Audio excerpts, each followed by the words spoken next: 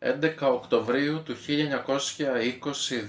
η σύμβαση της ανακοχής των Μουδανιών στην Προύσα μεταξύ αφενός της Μεγάλης Βρετανίας, της Γαλλίας και της Ιταλίας και αφετέρου της Τουρκίας.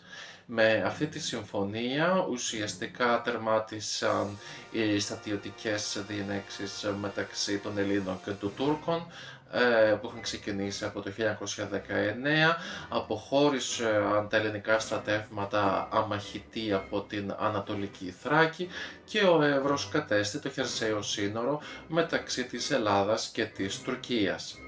Ποιο ήταν όμως το ιστορικό πλαίσιο που οδήγησε σε αυτήν την συμφωνία? Μετά τον Πρώτο Παγκόσμιο Πόλεμο, οι νικήτριες δυνάμεις της Αντάντ, μεταξύ των οποίων ήταν και η Ελλάδα, απέκτησαν τον έλεγχο διαφόρων επαρχιών της Οθωμανικής Αυτοκρατορίας, όπως ήταν τα στενά των Δαρδανελίων και φυσικά την ίδια την πρωτεύουσα της Αυτοκρατορίας, την Κωνσταντινούπολη. Τότε ο τουρκικός εθνικισμός έφτασε στο απόγειό του με επικεφαλής τον Μουσταφά Κεμάλ. Ο Κεμάλ είχε ήδη οργανώσει αντάρτικα σώματα ενόπλων και προσπάθησε να προασπίσει τα τουρκικά εθνικά συμφέροντα πολεμώντας εξωχώριες και εγχώριες αντίπαλες δυνάμεις. Τότε οι σύμμαχοι εξουσιοδότησαν την Ελλάδα να εξοντώσει αυτούς τους Τούρκους εθνικιστές. Επισήμως, αυτή ήταν η αιτία για το ξέσπασμα του Ελληνοτουρκικού πολέμου το 1919. Σχεδόν 4 χρόνια αργότερα τα δεδομένα είχαν αλλάξει άρδιν. Στο χρονικό αυτό διάστημα η κομμουνιστική Ρωσία και η δημοκρατική Γαλλία υπέσκαψαν αυτή την προσπάθεια των Ελλήνων υποστηρίζοντας άμεσα τους Κεμαλικούς. Η Ιταλία ανέκαθεν ήταν εναντίον της ελληνικής παρουσίας στην Μικρά Ασία, οπότε δεν λογιζόταν ως υποστηρίκτρια δύναμη της Ελλάδας. Τέλος, η Μεγάλη Βρετανία ακολούθησε μια τυπικά διπλωματική πολιτική, συμβουλεύοντας τις ελληνικές κυβερνήσεις να αλλάξουν ρότα, νύπτοντας ουσιαστικά τα σχήρας της για τις επιλογές των ελληνικών κυβερνήσεων. Τέλος, οι ίδιες οι ελληνικές κυβερνήσεις της εποχής διέπραξαν τραγικά πολιτικά λάθη, όπως το ίδιο έπραξε και η αντίστοιχη στρατιωτική ηγεσία. Έτσι, τον Μάρτιο του 1922 οι σύμμαχοι, αφού ήταν σίγουροι ότι η Ελλάδα δεν θα μπορούσε να εξυπηρετήσει τα συμφέροντά τους, πρότειναν στους εμπολέμους να συνάψουν ανακοχή και να ξεκινήσουν τις διαπραγματεύσεις για τη λήξη του Ελληνοτουρκικού πολέμου.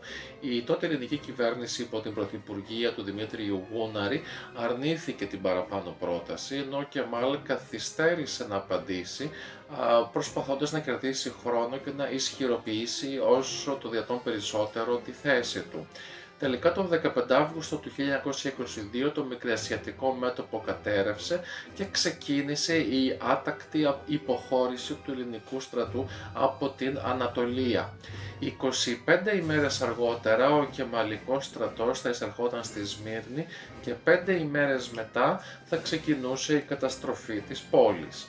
Εν τω μεταξύ, από τον Ιούνιο του 1922 στην Ανατολική Θράκη είχε συγκεντρωθεί ένα ισχυρό ελληνικό στράτευμα για την κατάληψη της Κωνσταντινούπολης, η οποία βρισκόταν υπό τον έλεγχο των συμμάχων.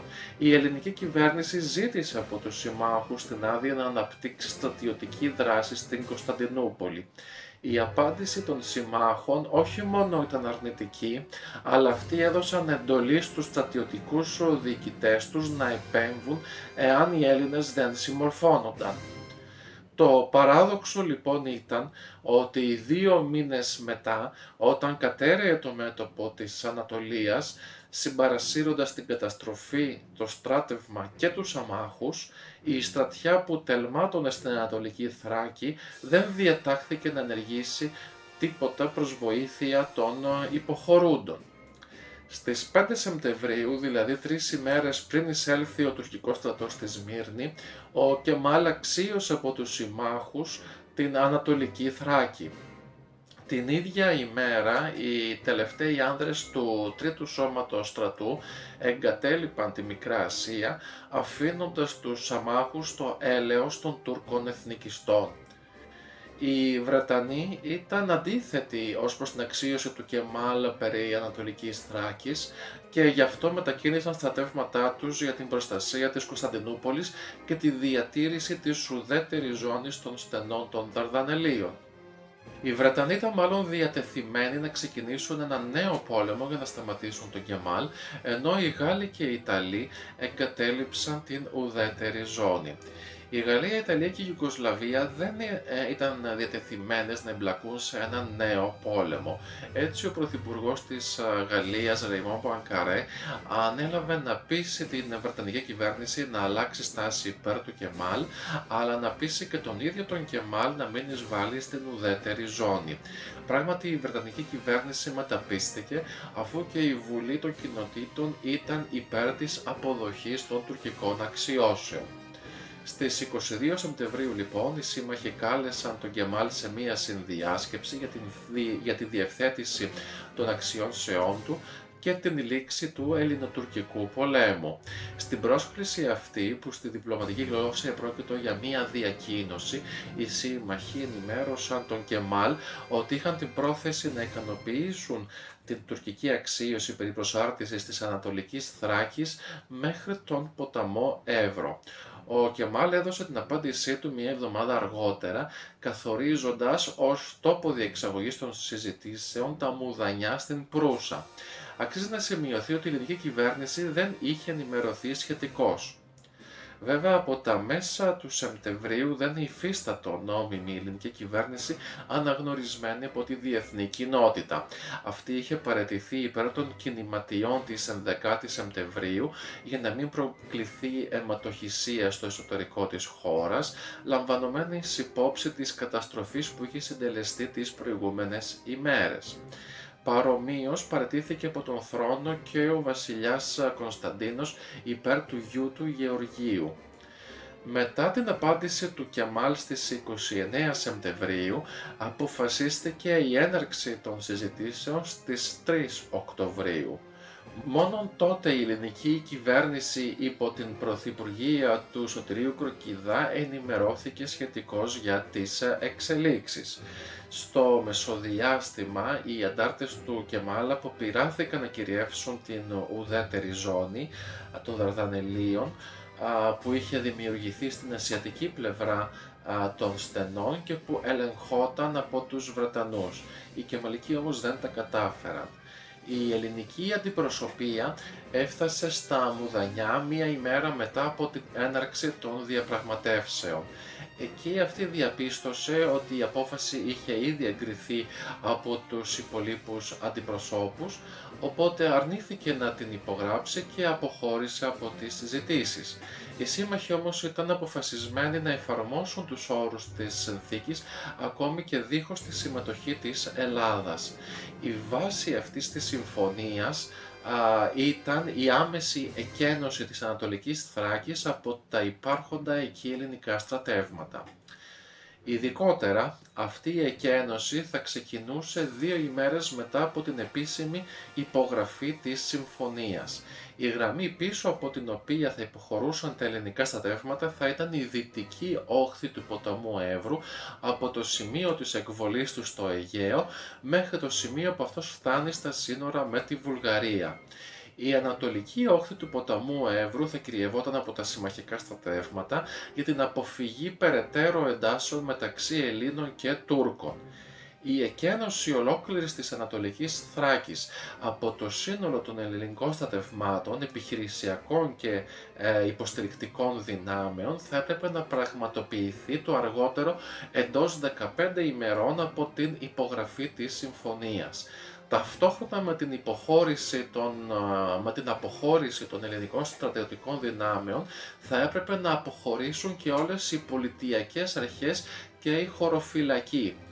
Κατά την αποχώρησή τους, αυτές θα παρέδιδαν την εξουσία τους στους συμμάχους, οι οποίοι επιτόπου θα εκχωρούσαν την εξουσία στους Κεμαλικούς. Η υποχώρηση του ελληνικού στρατού και η μεταβίβαση των εξουσιών των ελληνικών αρχών θα πραγματοποιούνταν υπό την διεύθυνση των διασυμμαχικών αποστολών, οι οποίες ήταν εγκατεστημένες σε διάφορα κέντρα της περιοχής.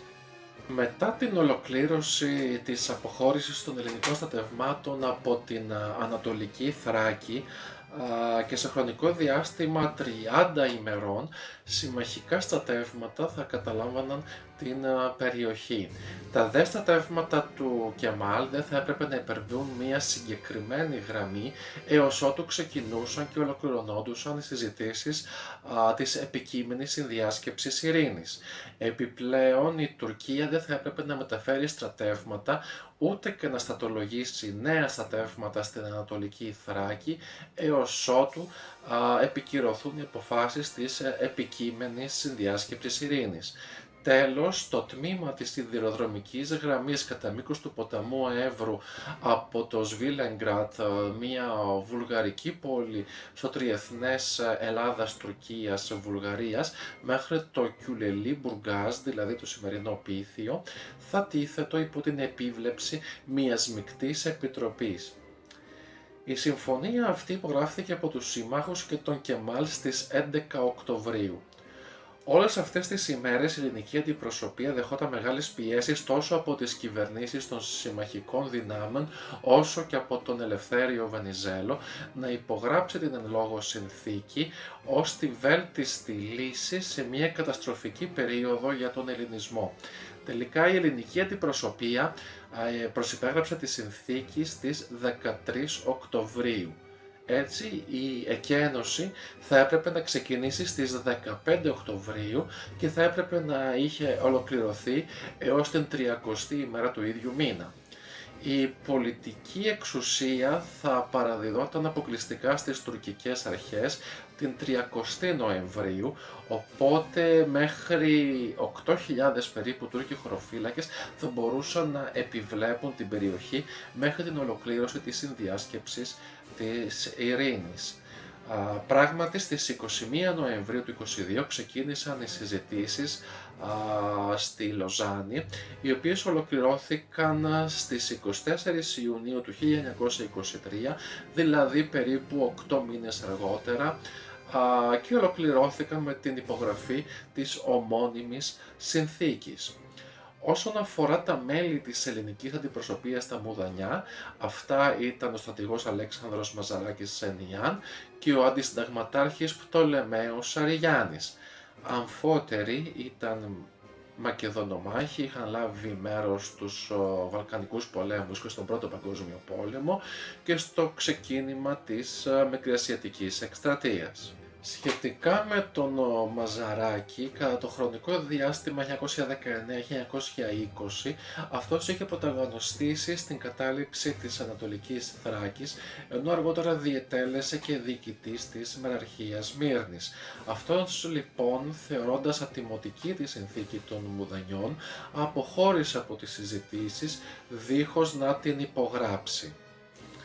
Εν κατακλείδη, με την ανακοχή των Μουδανιών που οδήγησε στη συνθήκη της Λοζάνης, αποχώρησαν άμεσα από την Ανατολική Θράκη περίπου 150.000 Έλληνες στρατιώτες και διοικητικό προσωπικό, ενώ κατά τους επόμενους μήνες εγκατέλειψαν τις εστίες τους άλλοι 250.000 περίπου γηγενείς Έλληνες.